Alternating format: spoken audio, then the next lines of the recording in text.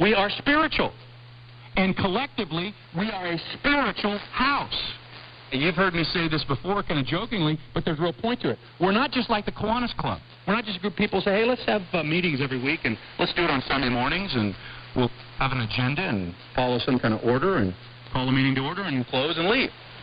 No, there's something real, living, dynamic, and spiritual about our fellowship and gathering because we are indwelt by the Holy Spirit.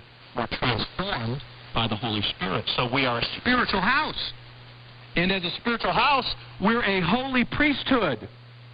Peter uses a term, it's only used twice. It's used in the entire New Testament. It's used twice in this passage. Priesthood. He takes the word for priest, and then he modifies it to mean the order of priests.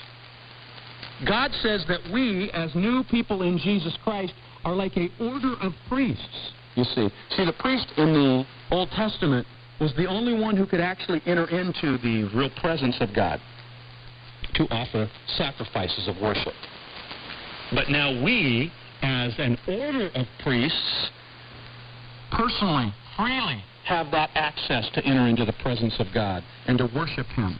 And we do that individually, but we also do that corporately. Our coming together as a community is a community expression of worship, like a community of priests coming into the very presence of God.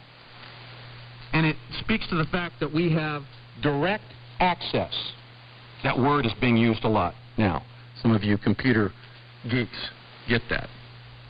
In fact, the Windows 7 operating system has a function called direct access. I don't really understand all that it means, but I know it's different from indirect access. We don't have to go through some group, some church, some person in order to have access to God. We go directly to God. We have direct access. And not only do we do that as independent priests, we do that as a priesthood. That's the whole point. So now in the church, every person who's a believer in